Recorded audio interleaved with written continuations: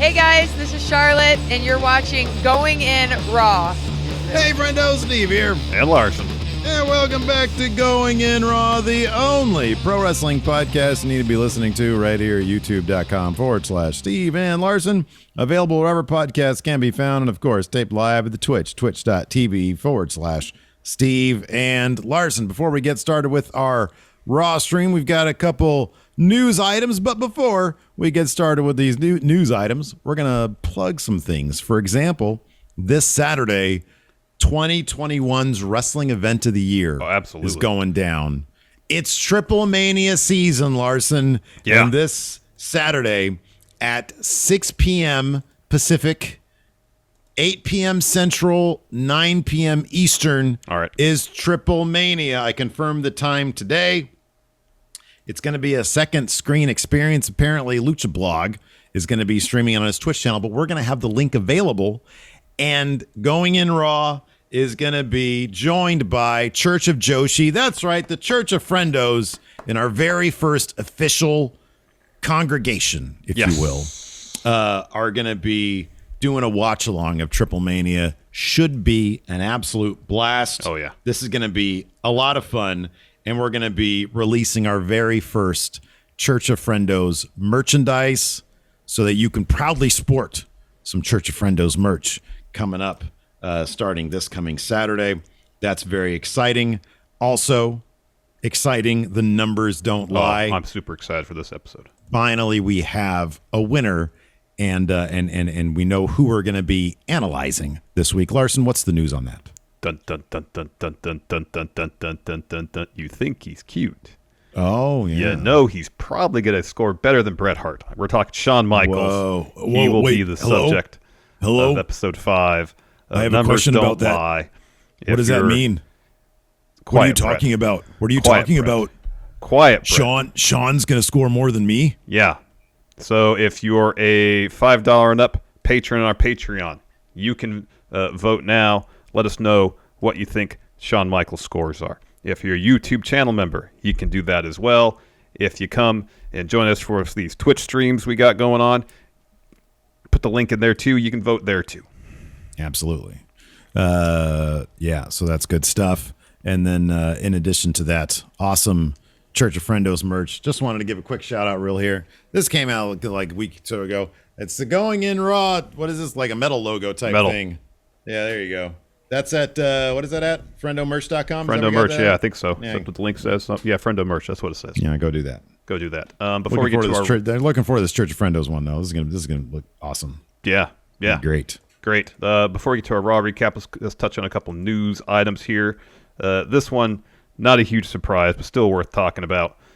So given all the talk of late about massive changes potentially coming to NXT, it would make sense that things would be a little tense at the Capitol Wrestling Center. And WrestleVotes tweeted out today that is indeed the case, saying, quote, "The mood at the PC today ahead of tonight's NXT show, tensions running high to say the least."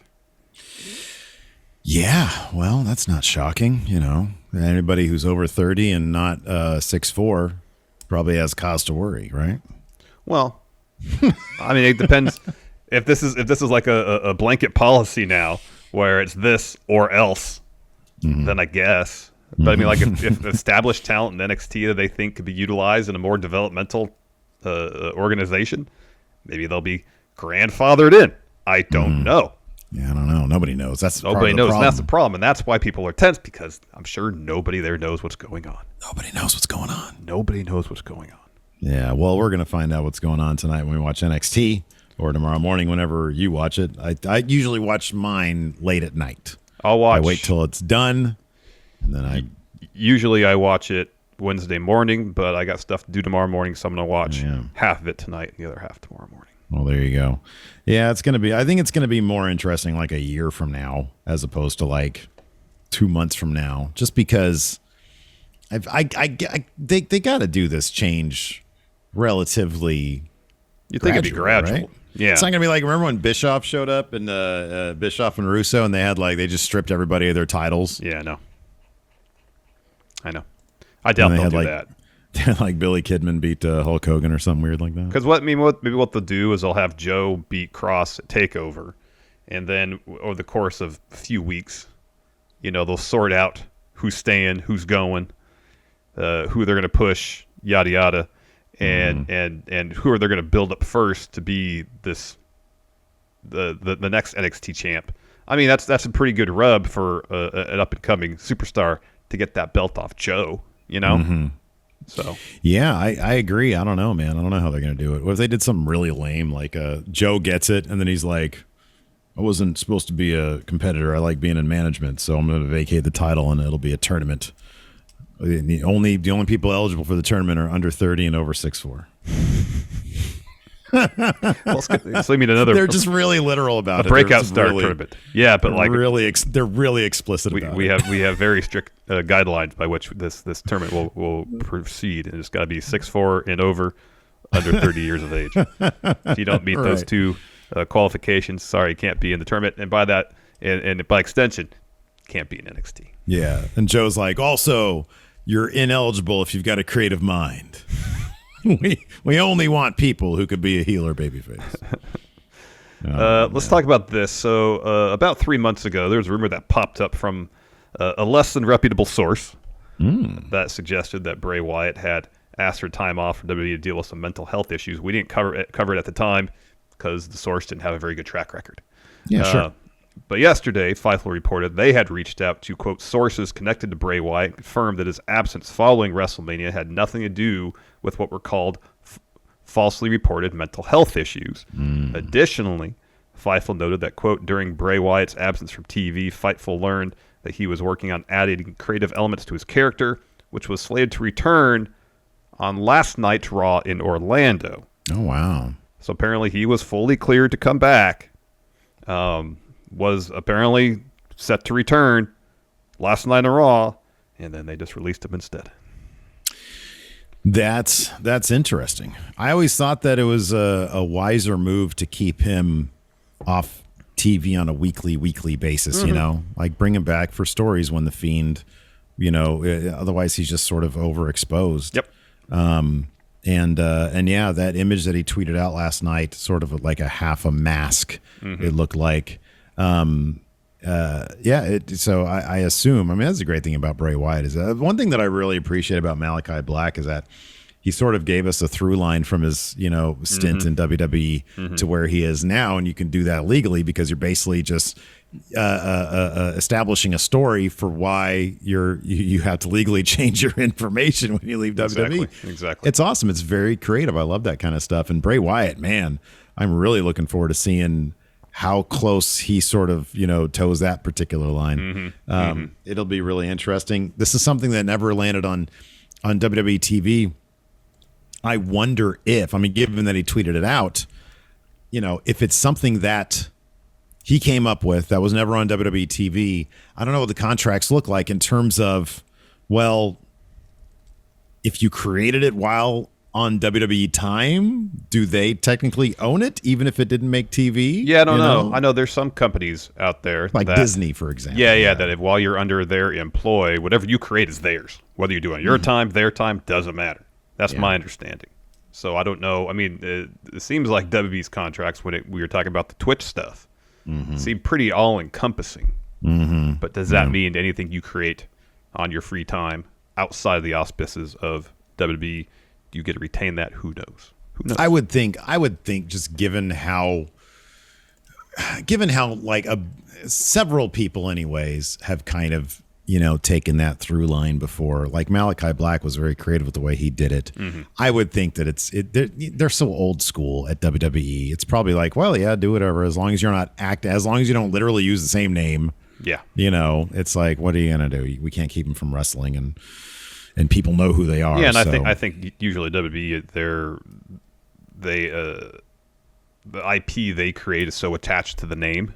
You know, and you mean like a wrestler goes somewhere else, like they're not going to change their entire appearance. People, right? Exactly.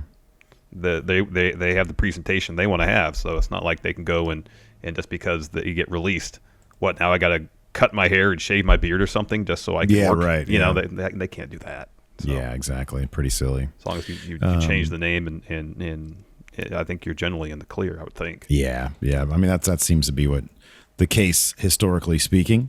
Let's talk about Raw now. What do you think of Raw last night? It was all right. Breaking it up, watching part of it Monday night, being able to fast forward through commercials and recaps, it does greatly improve the viewing experience.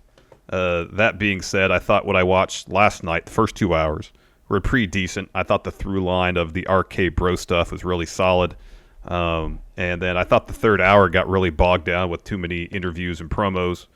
Generally speaking, when a wrestling show focuses on wrestling and only uses talky bits to advance stories, in an efficient manner or motivate matches, I'm fine with. But, like Charlotte interferes at the end of the Nikki A.S.H. Rhea match. Don't need an interview afterwards. You don't need an interview, especially when the question is, why did you attack? They have a match at SummerSlam. Yeah. It's superfluous. It doesn't add anything to the story. Yeah. Every single Nikki interview is exactly the same. Yeah. You don't need it. Nope. Every single Rhea interview over the past couple of weeks has been unnecessary, and we got those back to back before their match. I mean, it's sort of like the new. They're sort of how they're scheduling out the show these days. You generally get those interviews prior to stuff, but yeah, then there was stuff like when they went to get Riddle's thoughts on Orton saying, "Hey, I don't need you anymore. I don't want to be your partner." It didn't add anything. We don't need that stuff. We get it. We get it in the ring. When it happens, we understand. And if they're not going to bring something new to it or something that we didn't know, then why are you doing it? Same with Orton's interview towards the end of the show, when he's asked, "Why did you dissolve RK Bro?" Where he answered that question, the opening segment. Answered it already. Exactly. There's no point. It just feels like filler. And I don't. When 3 hours, we already have to sit through 3 hours of Raw, and you make things redundant within the same episode. You give me filler, I'm going to check out. Just make the matches a little bit longer, and you don't need all that. You don't need all that talky stuff. I totally agree with you. You make the matches a little bit longer, and then you incorporate some of these character beats within the matches. Yeah, right. Then you don't need the interview bits. I say it all the time. That's what AEW does really well. They advance characters within wrestling matches. And so you don't need all the talky stuff. Yeah, and when they do all the talky stuff, how many weeks have we seen Jade Cargill backstage with Mark Sterling now? It's like that makes the show weaker. It's like I don't need to see all that stuff. But when they do focus on the in-ring stuff, it's like, okay, wow, that's great. That being said, I thought in terms of being a 3-hour show that didn't advance a whole lot, I thought it was relatively entertaining last night. I thought Raw was pretty decent. The crowd interaction really is helping things. Well, hold on a second. How much of that is crowd interaction, and how much of that is them pumping audio in? Because I'm not talking about the reactions, because the reactions are completely fabricated. Yes. There was one segment during the Alexa match. It was after the crowd had cheered "We Want Wyatt," and maybe they were going back to that. But I heard crowd noise, and I heard "Fight Forever." But it was like a weird ghostly "Fight Forever," and I rewound it to make sure I knew what I was like, wait a second, what am I hearing right now? And it was a "Fight Forever" chant. And I was like, nobody's chanting that right now. Like, there's no reason to. Nobody's doing that. They're just pumping in some weird audio that they found that happened to have "Fight Forever" in it. And I was like, it is overboard. Yeah. I'm not talking about that. I mean, that's a whole other topic of discussion. Yeah, because I'll just mention this real quick. I know what you're talking about, but it was I didn't notice that. It was especially noticeable after Karrion Kross won and was choking out Jeff Hardy again, where you hear all these really loud boos. You look in the crowd, everybody's like this. Yeah. Yeah. You can, anytime they do that, you can look into the crowd and you will see non-reactions. And then there was a "You suck" chant that got started, I think, piped in audio, and then people are like, "Oh, we're chanting 'You suck'." All right, then they started joining in. Yeah, they do that with Goldberg too. Yeah, when they start piping in the Goldberg chants. Did you notice last night also, while we're on the subject, Lashley comes out and the crowd was cheering him, and they completely killed it. There were people in the crowd doing this, right? Yeah. They were all about him. And I noticed it at first, and all of a sudden you hear them go, and then you hear some piped in boos. You hear some Goldberg piped in. It's horrible. It is horrible what they're doing. No, man, what I was talking about was like I think of Damian Priest. I think of what Drew is doing with the crowd. Yeah. Their interaction with the crowd is making it a better thing. The wrestlers in general, I think because people are there, the wrestlers seem like they're having more fun. Yeah. And there are elements of it that feel like a fun house show because there's not a whole lot of story that's being moved along. No. But it is a more fun, enjoyable experience on the screen. And that's what I'm getting at. But you're right. The fake reactions are laughably transparent. They are so bad they are with this really stuff. bad. And we called it, man, as soon as when they were they learned so much at doing Thunderdome, and they're just going to oversaturate the program, and they're doing exactly that. I know. And it's a bummer. Just let people react how they want to react. Right? You know? If people aren't getting the responses you want them to, either that means that, in the case of Lashley, he's doing really good work and people appreciate it. Let him appreciate it. Let him appreciate Lashley and his great work. Or if there is a face that's getting booed, hey, WWE, maybe you're not doing your job well. Right, exactly. Like, I love those days when it's like, oh, wow, they really want this person to be a bad guy, but the crowd is loving it. And then you get that great, they're like, okay, well, let's turn him face. And it's like, it turns into The Rock, you know? Yeah. And it's like, holy crap, the crowd really loves this guy. Let's roll with it. You're not going to, it's like what if Becky's turn 3 or 4 years ago, whenever it was, happened now during the era of them just manipulating the hell out of the crowd noise. It's like they just would have tried to shove that heel Becky shit down your throat. It's like, no, man, they're really into Becky standing up for herself and not letting Charlotte steal the spotlight again, which got her over. Yeah, it's bad. But yeah, that being said, I really like the Orton stuff. I love the RK Bro stuff. I thought it was really good. There wasn't a whole lot that I didn't like last night. Like you said, the interview stuff, that they definitely went overboard with it. Vince McMahon obviously loves sad Baron Corbin. Yeah. I think he's hilarious. Yeah. The bit last night where Drew says, listen, man, I want to help you. How much do you need to get by? $100,000? He starts laughing at $100,000. Oh, $100,000. Why not $200,000 or $300,000? That was funny stuff. I actually really like that stuff. That was good. Good. Yeah, we'll just dive into it because there's nothing. I like the T-Bar Ali stuff. I like that stuff. Yeah, this episode was built around Randy Orton coming back. Yeah, and his dynamic with Matt Riddle. Let's take a quick break to get a word in from our sponsor, Amazon Music. Since all the friendos out there are listening to this show, it's safe to assume you love listening to podcasts. Well, you'll find tons of podcasts, including this one, Going In Raw, on Amazon Music.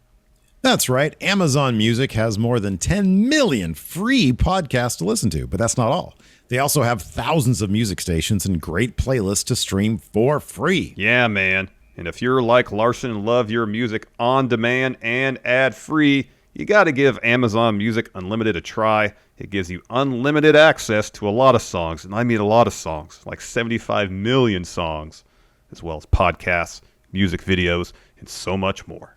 And with Amazon Music Unlimited, you can listen to any song, anywhere, whether it be in the car, walking your dog, doing wind sprints, anywhere, offline, and with unlimited skips. Or listen to podcasts like Going In Raw while pumping iron like I do. Yes, I listen to our show while I work out. So if you've never tried Amazon Music Unlimited, now is a great time. For a limited time, new customers can try Amazon Music Unlimited free for 30 days. No credit card required. Just go to amazon.com/GIR. That's amazon.com/GIR to try Amazon Music Unlimited free for 30 days. Amazon.com/GIR. Renews automatically. Cancel anytime. Terms apply. Orton comes out to start the show as he promised he would. Welcomes fans to Raw. That's all he gets to say. Riddle comes down the ring on his scooter. He tells Randy he missed him. Asks where he went. He's like, hey, first I thought you were just hiding like a snake. Maybe you went on vacation, but then I started to miss you so much. I'm just glad you're back. Reminds me of that time 25 years ago when my stepdad left to get some milk. He got lost and never came back. But you're back, and that means we can team up again. And then Orton asked Riddle what makes him think that he'd want to team up with him again. They had a few matches. They made a few shirts. They both got a buzz on social media. He says, but I work better by myself. Riddle, you've done fine by yourself without my help or your stepdad's. And might I add here, the crowd reaction was legit. It was genuine. It was heartfelt, because when Riddle said that stuff about his stepdad, and the crowd was reacting perfectly with this, and it was legit. You could see them in the crowd reacting to this. Everybody wants this to work, you know? Yeah. Then Riddle says, does that mean you don't want to be in a team with me anymore? Yeah. And then Orton says, we were a good team, but... And then AJ and Amos interrupt. And the crowd at that point is legitimately chanting RK Bro. Yeah. And Riddle is one of the best. And we have mentioned this many times when we saw him at PWG. One of the best at connecting with the crowd. So, yeah, like you said, AJ and Amos come out. AJ mocks Riddle, says, this is embarrassing. He says, you can taste it. It's almost too sweet. Crowd starts chanting, legitimately, too sweet, whoop, whoop. He says, he says, everybody Randy has met, has used and abused, he's used and abused. He says, you think he's going to be your friend? It's silly. It doesn't make any sense. It's Randy Orton. He says, I thought when Amos broke your scooter, that would hurt you. And then the next week, when he threw you around, I figured that would hurt you. Never did I think it would be a broken heart. And he says, hey, thanks, Randy. And Orton says, would you shut up? He says, I've been at home for 7 weeks, seeing you run around, running your mouth, saying that you're the man here on Raw. The only thing bigger than your ego is that jackass right there. Again, a great line, legitimate crowd response. Yeah. AJ says, that's cap. That's cap. That means a lie. What's with him saying that all the time now? It's great. It's so he picks up some buzzword that, you know, is sort of in the zeitgeist, and he starts throwing around because it's like old like us.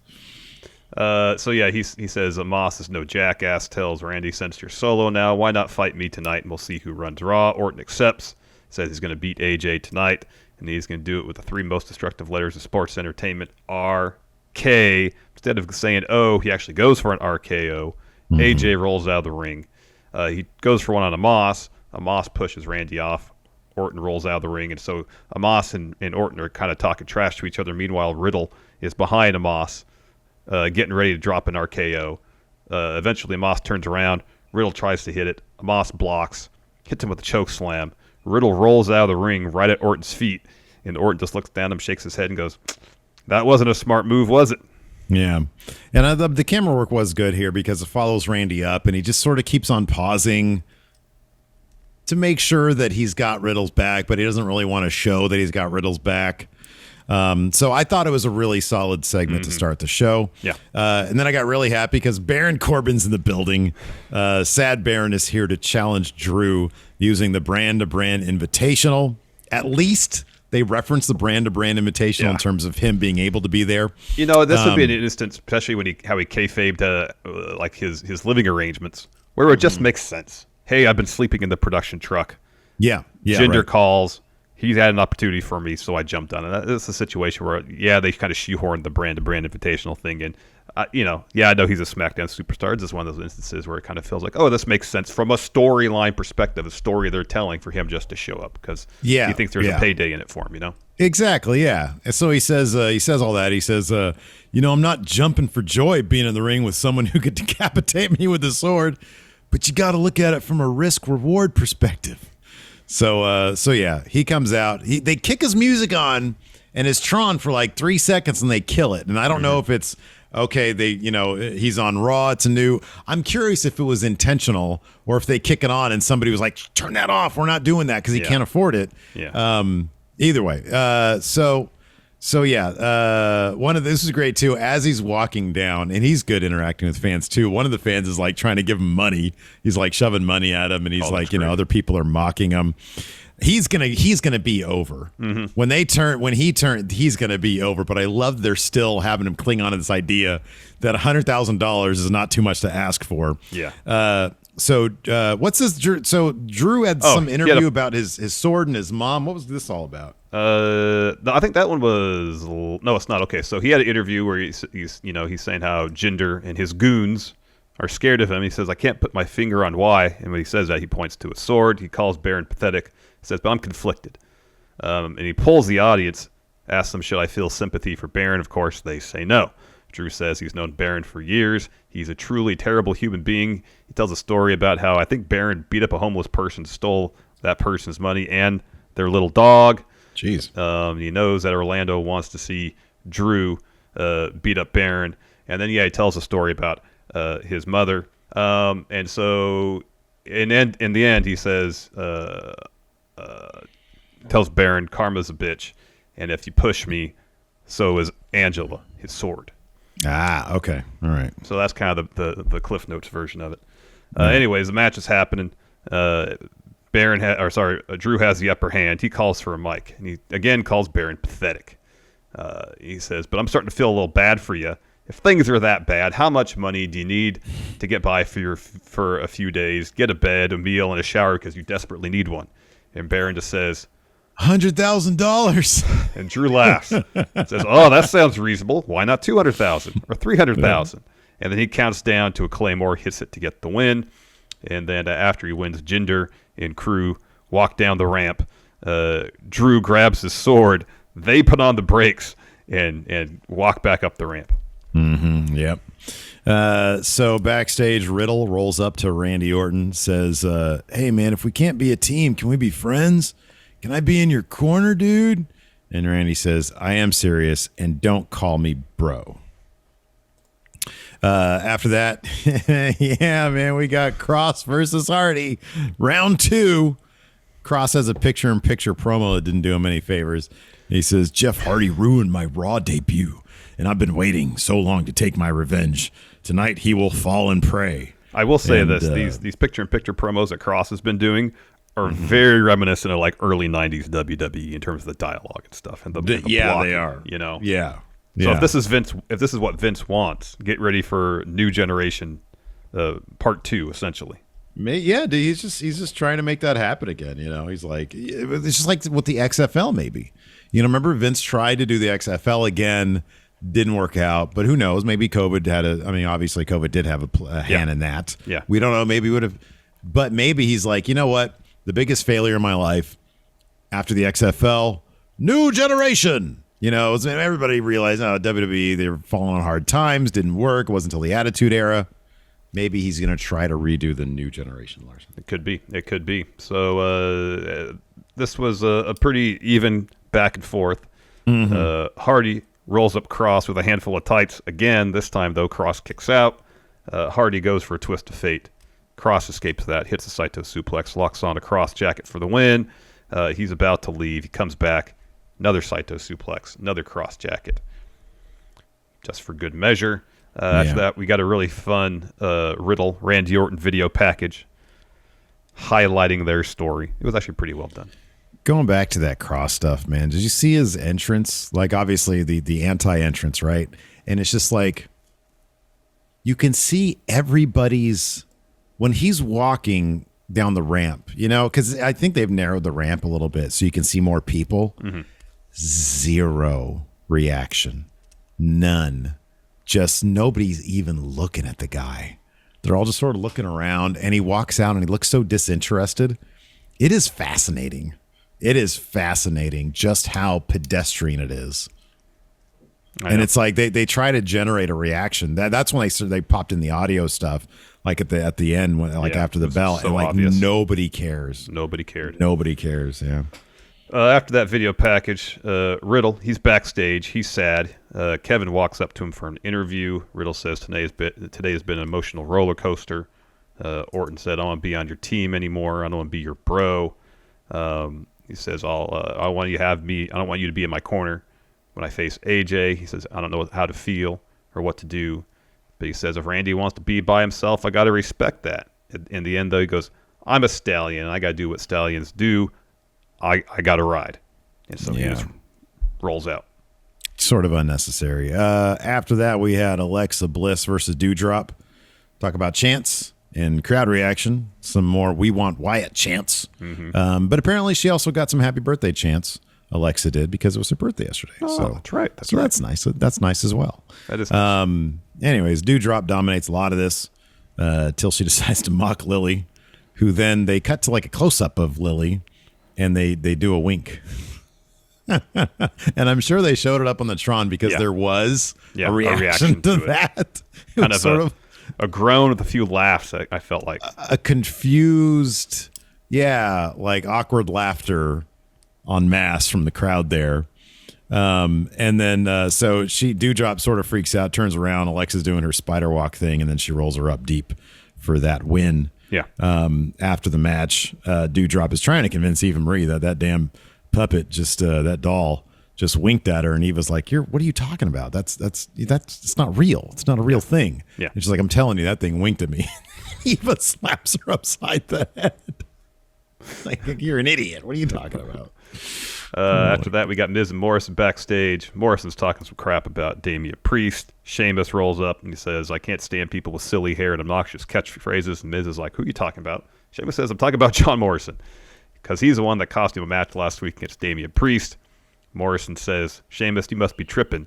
I'm about to make it start dripping. Points a dripstick at him. Miz is like, put that down.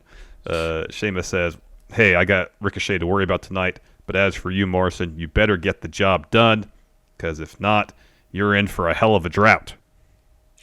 You know what, man? I actually really appreciate this scene right now because it does sort of run through a bunch of different people. You know, that's what I like, is when things sort of crisscross. You got like all 6 of these guys going at it. I kind of like that, or 5 of these guys. We had Sheamus versus Ricochet. There's a great bit where Ricochet hits like a fun splash onto Sheamus from the top rope over the announce table. As Raw rolls on, we come back. Ricochet comes off the top. So was he trying to go for a headbutt on Sheamus? No, from it the top? It seemed like because Corey said that, and I was like, it doesn't make any rewound sense. it. I was like, what was he even trying to do here? I think he was trying to do like a forearm off the top. Okay. So Sheamus headbutted him as a counter to that. Of course, he's got that mask on. Yeah. And then that helped Sheamus then line up a brogue kick for the win here. Priest comes out after the match, faces off with Sheamus, who acts like he's going to leave, tries to attack Priest. Instead, Priest body drops him out of the ring. Sheamus gets mad about that. Out comes Morrison. Again, the action just sort of keeps on moving. Then we get Priest versus Morrison. I like this also. So this is like, they've done this match a couple times now. They've done a lot, yeah. They've done it plenty of times. But appropriately, there's like one really great sequence where these guys have been in matches so long that they have scouted each other's moves so much that there's a really great counterpoint, sequence where they end up both kicking each other in the head. It's like, well, if they're going to do a bunch of rematches, at least they're referencing that in the ring with their counter moves. We know each other so well now that we know the language that we're telling, or that we're speaking, rather. Totally. Yeah, that was a great bit. Finish sees Morrison going for a springboard. Priest hits him with a spinning heel kick. Sets up for the reckoning. Miz squirts him with the drip stick from the floor. Priest no-sells it, smiles at the Miz, hits Morrison with the reckoning for the win. Afterwards, Priest goes down to the floor, confronts Miz. Morrison tries to attack him. Priest fends him off. And then Priest just keeps on grabbing drip sticks from Miz, squirts Morrison a bunch of times. He grabs Miz by his tie. Miz stands up. You know, he's been selling leg injury for weeks. Yeah. Slaps Priest, and then in the full sprint, runs up the ramp backstage. So Priest gets in the ring, calls for Mike. Starts talking about Sheamus, says for months now he's been running his mouth. Sheamus interrupts, says, you got something to say it to my face. Priest says, okay, you've been running your mouth for months, treating people like garbage. You're a bully. I'm going to deal with you like I've dealt with every other bully I've come across in my life. I'm going to beat you at SummerSlam for that U.S. title. Sheamus says maybe he is a bully. Maybe I like being a bully. He doesn't care what Priest thinks or what the fans think. He'll put Priest in his place. He accepts his challenge. Morrison tries to sneak attack Priest from behind. Priest hits him with a bro kick and tells Sheamus, that's what your future looks like at SummerSlam. Yeah, that was pretty cool stuff. Backstage, Mansoor is apologizing to Ali for dropping the ball last week. Ali, as a sign of his apology, gives him a really fancy-looking entrance jacket. Yeah. I think it looked pretty cool. Yeah, it was pretty cool. Ali says, look, man, I appreciate it. This is a nice-looking jacket. I don't need you to apologize. I just need you to learn from your mistakes. Tonight, just watch me and learn. We got a picture-in-picture promo from T-Bar and Mace, once again claiming they're at the top of the food chain. Ali and Mansoor are at the bottom of the food chain. And then we get T-Bar versus Ali. I like this stuff because it allows us to see more of Dijak wrestling, and Dijak's great. I know, man. That bit where he flung Ali into the barricade. Ooh, ow! Ooh, ow! Ouch! Ow! Yeah, that was rough. So T-Bar after that hits a backbreaker on Ali. Ali gets his foot on the rope though, and Mansoor is there to tell the ref, "Hey, he's got his foot on the rope." And then T-Bar starts jawing at Mansoor. Mansoor says, "Come on, do something about it." Meanwhile, Mace comes in, hits Mansoor with a kick, and starts yelling, "Snitches get stitches." And I was like, what backstory is happening here that we're unaware of, that Ali is snitching on T-Bar and Mace for something? Mansoor is snitching on T-Bar and Mace. Yeah, I don't know. I'm kind of curious. I want my Boom Studios comic book to explain this one. Indeed. So while that's all happening, Dijak's going for a choke slam on Ali. Ali rolls up Dijak, gets a 2, and when Dijak kicks out, pushes Ali towards the ropes. Ali goes right into a tornado DDT, goes up the top rope, and as he makes his way up there, Dijak kicks him, so he loses his footing, gets crossed over the top turnbuckle, and then Dijak hits Feast Your Eyes to get the win. And afterwards, Dio and Dijak set up for their finish. Mansoor breaks it up with a drop kick, and then sends both of them out of the ring. Makes the save. Oh, they're saying because Mansoor snitched to the ref about the foot. Okay. Yes. Yes, there it is. It was so obvious. I was looking for some a bit deeper there backstage, Yeah. Like T-Bar and Mace were stealing shit from catering, which, as we learned from Baron Corbin, can't do that. Yep. Sometimes it's just right in front of you, I guess. Yeah, I guess so. So after that, we had Reggie. He's got a photo shoot. He's talking about how great it is to be 24/7 champ. Tozawa, disguised as a delivery person, walks up to him, throws a bunch of boxes at his face, rolls him up. R-Truth, disguised as a janitor, breaks up that pin. And so they're arguing. That allows Reggie a chance to escape. They chase after him. He does a bunch of crazy flips and stuff, and he escapes. I like that R-Truth said he's on Xbox mode. Yeah, that was good. Like he's a video game. That was good. After that, we've got Lashley and MVP coming out to respond to Goldberg. This was overly long. I really like MVP on the mic. I think he's terrific. But my God, he went on really long. And the crowd, I think, was dead for this if it wasn't for them. Maybe at this point you should pipe in noise. I don't know, because this was really long. So I'm gonna paraphrase this quite a bit. Please. Basically, MVP says, show some respect to Lashley. He says there have been some false narratives spun. Goldberg was looking for a fight. Lashley was right here to throw hands for you. He says, I don't know if he was embarrassed, but he came back and hit me with a spear for no reason and lied. Said I did it because I threatened his kid. I would never do that. I'm a dad. Bobby's a dad. He says, I was trying to do the humanitarian thing, saying to Gage, if your dad shows up at SummerSlam, his career is going to be ended. He says, getting hit by a spear is like getting hit with a Mack truck. He says, Goldberg, you have no one to blame but yourself. If you involve your son in your battles, anything can happen. Maybe you shouldn't bring him here. He says, I can't cough, I can't sneeze, I can't laugh. He says, Goldberg, since you want to involve your son, Gage, please convince your father not to show up at SummerSlam. You're going to see your father be destroyed in a way unlike before. See, a lot of this is just like repetitive. I'm even paraphrasing here, and it's like repetitive as hell. He says, the upside is if your dad gets retired, he can come to all your games. You can sit on the couch and watch Raw and reminisce about the time you didn't care about him enough to stop him from coming to SummerSlam. Lashley gets on the mic, says, Goldberg, don't let your son watch SummerSlam. If he does, he's going to watch the destruction. It's going to be so bad. You're not going to want to share your last name with him. You're not next. You're done. Yep. And that was like the super Cliff Notes version. It felt like 10 minutes. It was a really long segment. Yeah. Really long. After that, we got a Rhea interview. Again, not a whole lot new here. She's talking about how brutal the no holds barred match was last week. Says give it up to Nikki. She held her own. Takes a lot of heart and grit to be an almost superhero, but almost isn't enough to stay champion. Rhea says, I've been champion. I understand the balance between light and dark needed to hold on to that title. And she questions whether Nikki has a dark side or enough of a dark side to keep the championship. And Rhea says, I haven't seen it. I assume that means Nikki A.S.H., not Nikki Kross, because clearly we've seen her insanity. Yeah. And she continues, unfortunately for Nikki, no matter how much she believes in herself, it's not going to protect her from the nightmare she's going to unleash on her tonight. And at SummerSlam, she's going to walk out champ. That match was next. Rhea Ripley versus Nikki A.S.H. Before the match began, Nikki had an interview. She had some rib tape on. Yeah, she had some bandages on her arm, too. Shout out to Lex Luger. Yeah, and had some bandages around her arm, I believe. She's asked, is she ready for Rhea?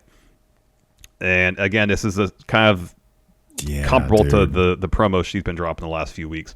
Almost being a superhero means you got to be prepared for things not going your way. But if you believe in yourself enough, you can achieve your dream tonight. Her dream might turn into a nightmare, but she feels okay because she has her trusty nightlight, which is her spirit and her drive. Says when she began this journey, she knew Rhea and Charlotte would be dangerous, but last week she didn't almost beat Charlotte. She did beat Charlotte, and tonight she's almost positive she'll beat Rhea. She says she's got the odds stacked against her at SummerSlam, but she believes she has what it takes to remain champ. Yeah, it's just the same thing every single week. I know. Fun enough match. Rhea, of course, was working them ribs over.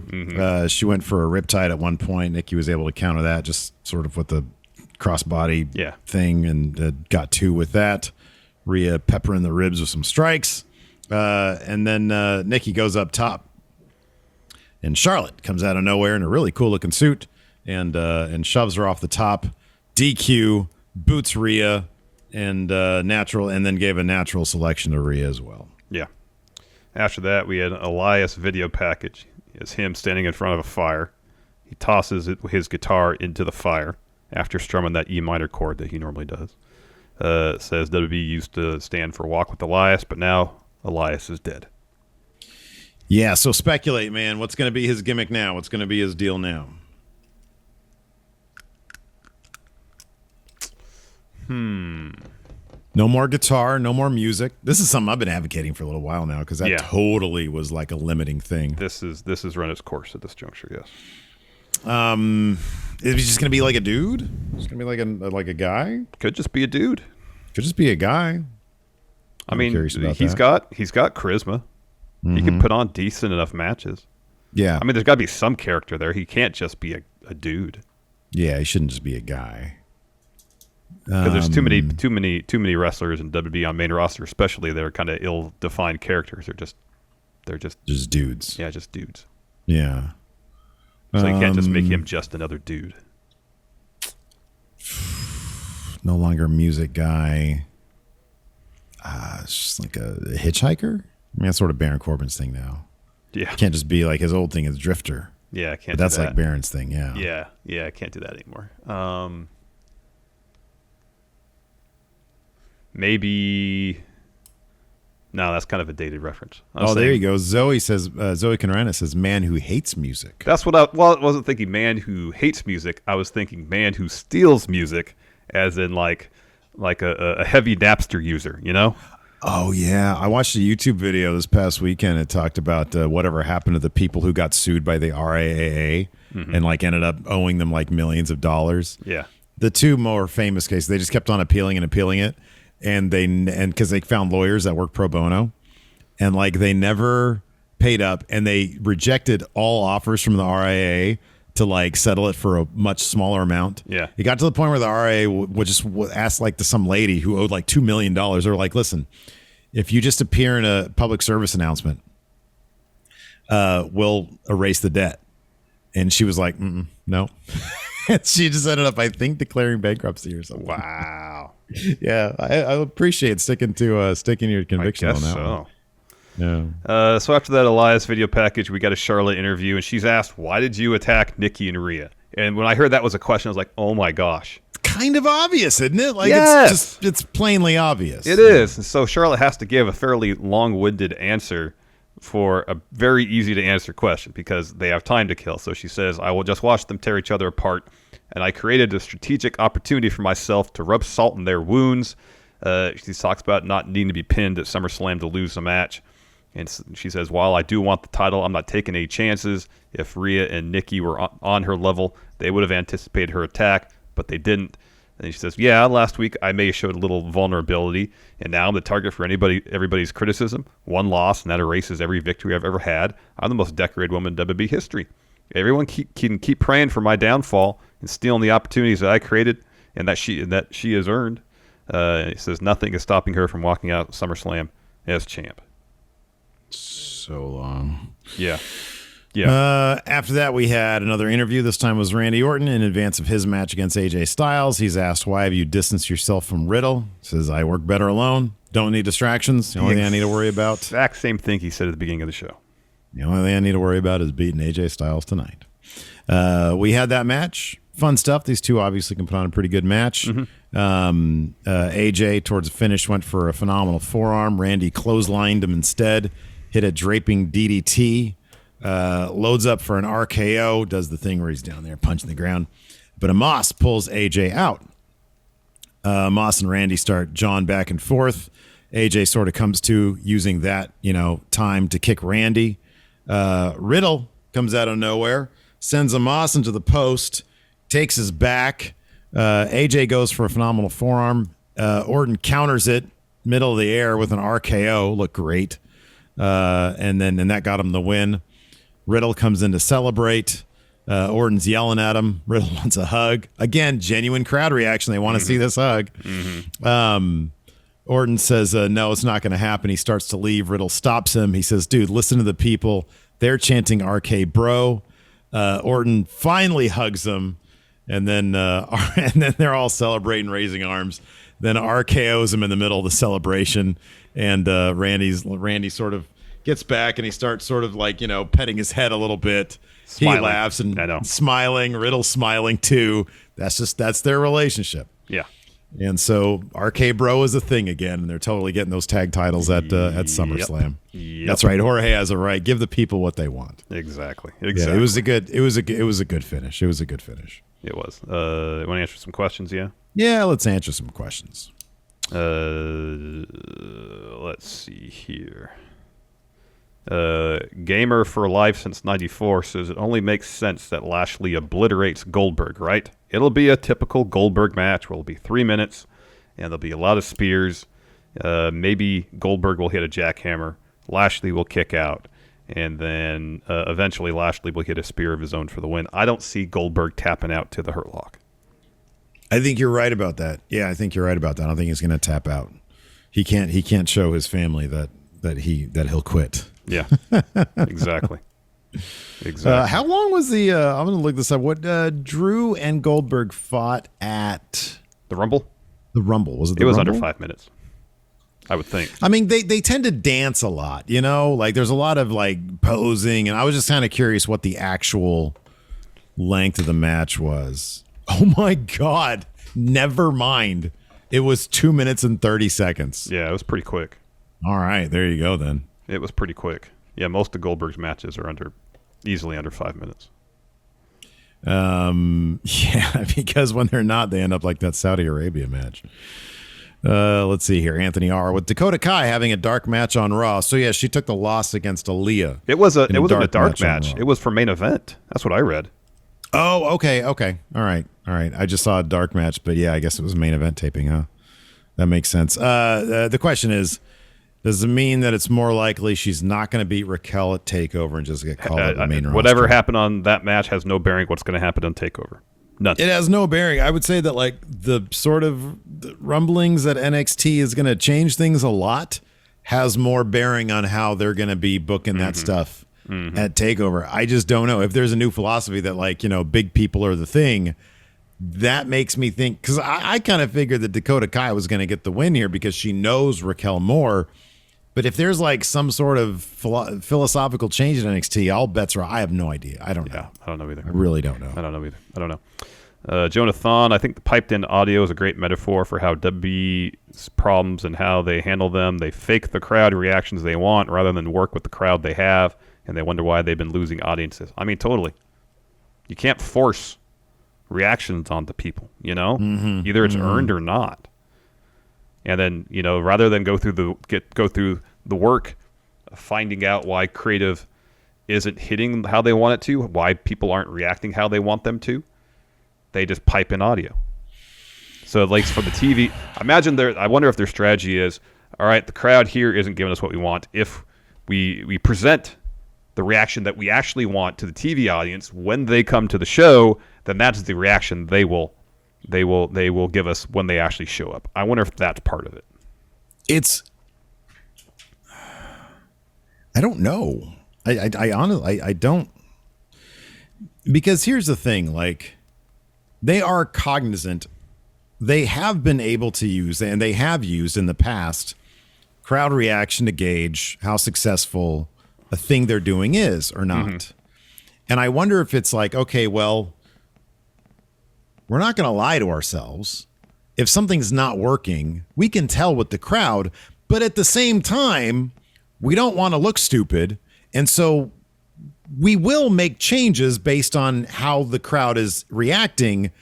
But for the presentation, we're going to make it look like we know what we're doing. Mm-hmm. I hope that's the extent of it. Otherwise, they're just lying to themselves, or it's just so cynical that it's like, we're going to do what we want, and it doesn't really matter if the crowd likes it or not, because we know what's best. That's a really cynical viewpoint. Oh, absolutely. It's possible that that's the case. Yeah. I hope it's not the case, because you want genuine crowd reactions, because they're just better. And it's like, if they're lying to themselves, or if they're trying to manipulate the entire experience, it's like, no, man, you need the crowd to tell you what they like and what they don't like. So I don't know. Yeah. Mean Green 49 says, with how things are going, it definitely seems like we're going to get a WWE has released Elias tweet. I mean, if they're putting forth the energy to repackage him, you'd like to think that's not going to be the case. They've okay. There's things.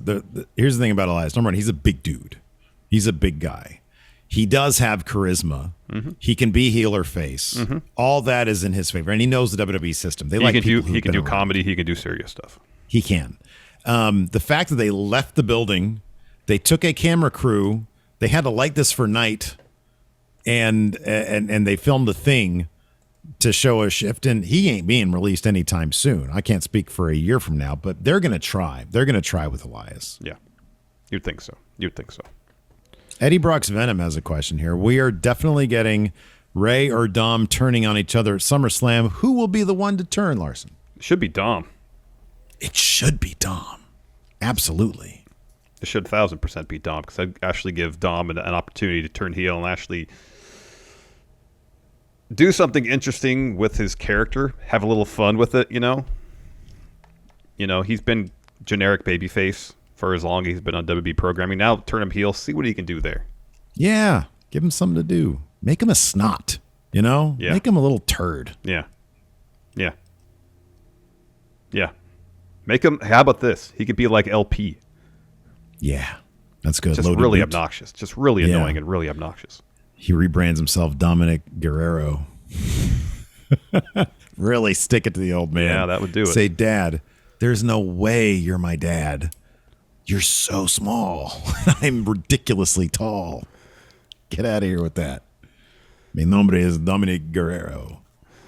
Jorge D. Sad Corbin is reminding me of George Costanza. Even have the same hairstyle now. In order to make Corbin as pathetic as Costanza, they should introduce Corbin's dominating parents.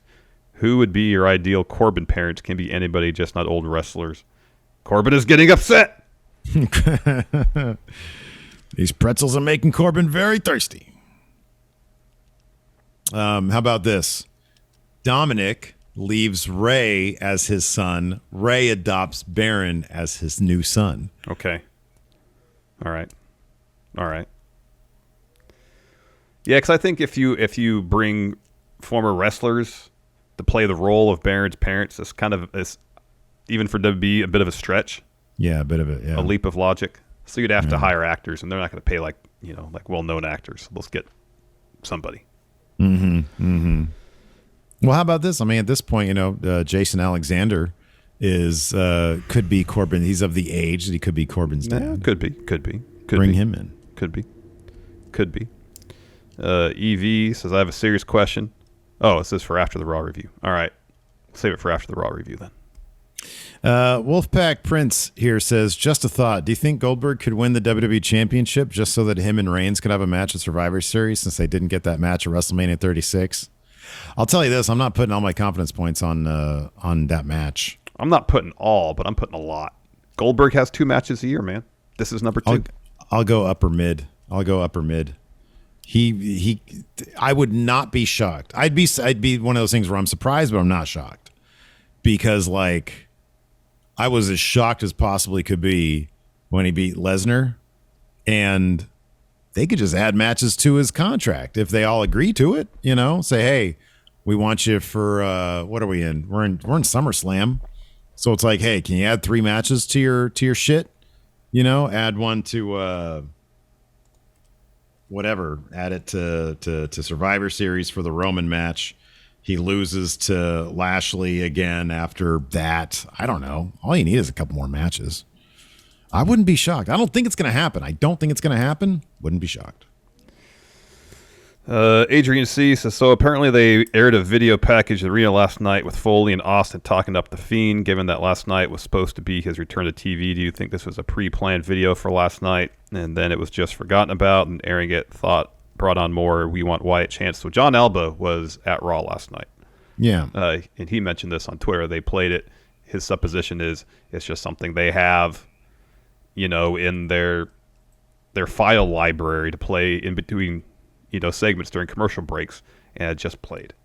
Nothing more to it than that, you know? That wouldn't shock me because WWE has no coordination whatsoever. No. That being said, did you notice the weird thing about his release announcement? That they used the name Bray Wyatt, not Wyndham Rotunda. Oh. And I didn't go back and look at the Dean Ambrose. other They called him releases. for Dean Ambrose. They called him Jonathan in the release. They it was called him Jonathan Good. They Yeah. almost always use their shoot names. Yeah. But the more recent releases, I don't recall. I don't remember. But I did think, and one of our mods brought it to my attention, and I was like, well, I don't want to.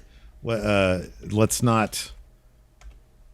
I'll keep their name private to avoid anybody coming at them and saying, "Oh, what are you talking about?" Mm-hmm.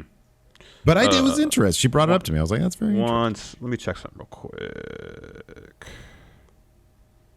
Go ahead, keep going. I'm yeah. Sorry. Let's see here. Nat says you should bring back the Vince's son storyline. I think for Corbin. Corbin. That'd be good. So with I think Vince would love that. The April 2020 releases, when they announced it, they had their kayfabe name as well as their shoot name in the announcement. Okay. So that was 2020. Let me check. 2020. Was it one for that was like for a mass release? Yeah. Okay, so it was a bunch of people. Okay. Let's see here. Well, you keep on looking at that. Let's see here. Moses opposes. Which would be more disappointing to you? Big E failing his cash in or Omega losing the belt to someone other than Hangman? It would be more disappointing would be Big E failing his cash in. Mm-hmm. I think there's any number of people that Omega could potentially lose that title to. I think it should be Hangman, and I think it will be Hangman. Yeah. But it wouldn't be too disappointing if they built up a really good story and it was somebody else. That it wouldn't be too disappointing to me. Yeah. So the announcement of the 2021 releases in April, all shoot names, no real names. Interesting. So maybe it's just a policy for this year that they just use their name within the WWE universe. It was Vegan Squirrel. I'll just name her. Because I'm like, wow, that's a good point. Like, you know. So shout out to Bex for that one. Yeah. I am Elves. Bray still hasn't changed the WB in his Twitter handle like the other releases did basically right away. I remember somebody got released and commented on that. They can change their name, but their handle, I think WB has to do that. Alistair. Yes, that's who it was. He said WWE has to do that. Yeah. Yes. Yeah. So WWE just hasn't done it for Wyndham yet. Mondo Vulgare. Goldberg's record since returning is 4-4. So assuming he loses to Lashley at SummerSlam, he'll have lost more than he's won since his return. Given that his entire allure is based around being virtually unbeatable, Does the prospect of him having more losses than wins mean they might actually want him to beat Lashley to keep that going? All these questions about, I don't think they care about the record. If they cared about anybody's record at all, Zelina Vega would never get a title shot. Yeah. She has not had it. She has had 2 wins in 2 years. Yeah. Yeah. No, it doesn't matter. They probably don't even think about that when they make these matches. Yeah, I doubt they even know that that's the case. Yeah. Let's see here. Darius Johnson. Out of Bobby Lashley and Roman Reigns, which would you pick to have their own custom title, and what would the design of it look like? Well, you could have Roman with that shirt he had of him stacking Edge and Daniel Bryan. Imagine that as the plate. Yeah. Like an embossed version of that. Yeah, totally. That'd be sick. That's a good one, yeah. What would Lashley's custom title look like? It would be that graphic they have when he has a segment. Yeah. Where it's him and it says the Almighty. Yeah, it's good. And then in the bottom they'll say, WB champion. All right. Well, we're going to call it a show. Thanks, everybody, for tuning in. We appreciate it. Twitch chat, stick around. If you guys have any more questions, we'll answer some of those. Until next time, we'll talk to you later. Goodbye.